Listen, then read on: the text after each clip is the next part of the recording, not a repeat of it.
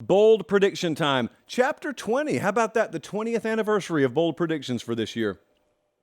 We're going right to Eugene, Oregon. Bold prediction number 1. These are from you, not from me. Davis from Bend, Oregon said Oregon's going to go undefeated in the regular season. Well, Davis, I'm slapping a 9 on the 1 to 10 boldness scale on this prediction. They were 10-3 last year under Dan Lanning. Now, they got just annihilated by Georgia in week 1, but then they went on to lose 2 other games by a grand total of 7 points. So a really good team last year. I went up there and saw them against UCLA. Really good game. Now, we believe in Bo Nix on this show. They are 9th in recruiting, 9th in portal this past cycle. I really love, as I've told you many times, the way that they're stacking talent in their defensive front is very important because it's rare in the Pac-12. They got 4 new offensive line starters. So any magazine you crack open, that's probably what it says the biggest question for them is. That plus defensive adjustment. They just got to be better on that side of the ball. I got reason to be confident they will be because their head coach is Dan Lanning. And if you're halfway decent as a coach, your program reflects your identity, and Dan Lanning's identity is that of a very good defensive mind. So that's a 9 for me, only because it's hard to go undefeated. It's really hard. And they, like many others out there in that top group, they pretty much play all the others in the top group. That's a 9. What about West Virginia? Hot seat, we're not doing that tonight, but Neil Brown's name would be well up there. Well, we got a question from Gibson in Clarksburg, West Virginia. And it's not a question, it's a bold prediction. He said, West Virginia will sweep Pennsylvania. Just a keystone sweep. They're going to beat Penn State and Pitt. Now, for those unfamiliar, West Virginia plays Penn State opening night. And it's a night game in Beaver Stadium. And those folks hadn't had expectations this high in quite a while. And there comes West Virginia into town. We got a point spread on this game. Penn State's favored by 20. And my guy here is telling me not only is West Virginia pulling that upset, they're also going to beat Pitt. And they're only a 1-point dog against Pitt. I made this a 9.5.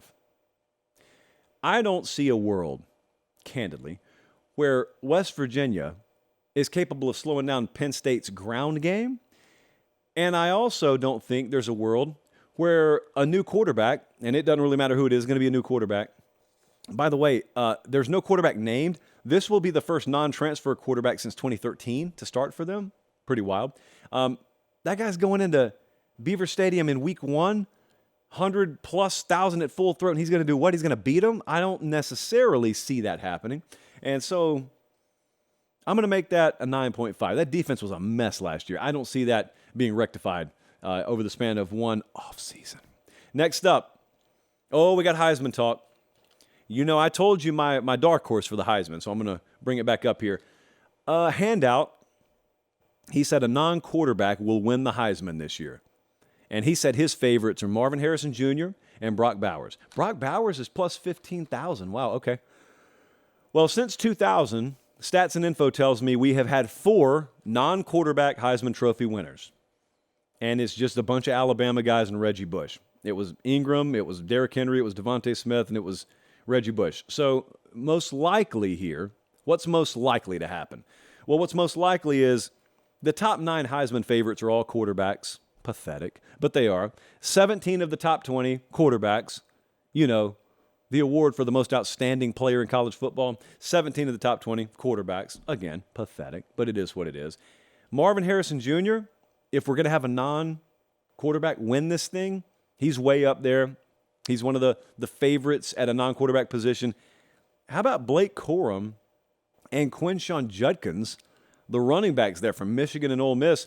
They're tied for the 16th best odds in the country. Harrison, by the way, is at 10th.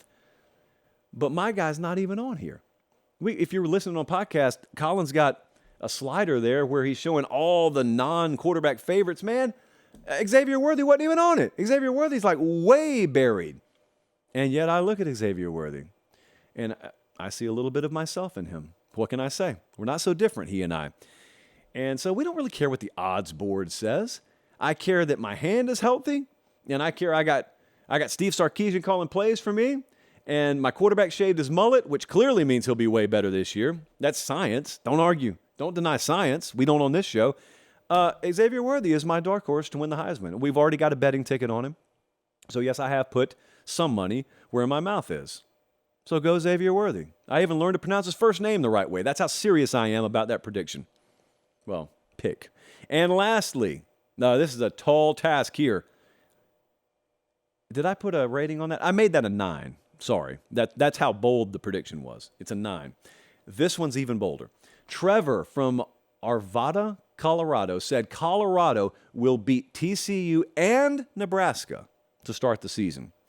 Well, I got a 9.5 on the boldness scale for this one. They open against TCU. They're a 20.5-point underdog on the road. And then they've got Nebraska at home, and they're an 8.5-point dog there. For those who have been living in caves, let me remind you, Colorado has 73 new players on their roster. 51. I can't believe these are real numbers. This is not even the metric system. This is real life. 51 transfers, 22 new recruits, 73 new players. Guys, there are some teams that are in bad scholarship situations that won't have 73 scholarship players, period, this year. And they got 73 new ones. Shedeur Sanders is going to have to play out of his mind. That's the quarterback there. He's going to have to play out of his mind for this to happen. And so many pieces are going to have to gel in summer workouts and fall camp. Because I can promise you, TCU is not handing you that game in week 1, so you're going to have to actually earn it. And that's going to be tough. So that's a 9.5 for me. I have been scrolling through the comments on the bold prediction videos and looking at your ratings, and I encourage that, and I'll tell you why. Because in December, we review a lot of these segments, and some of you end up looking like total geniuses. It's rarely me. It's mostly you. So by all means, because I won't even call you out if you end up being wrong, but if you end up nailing it, it's like picking the winning lottery numbers. No one knows that you've bought tickets for 15 years. They only know that you bought one the night you won.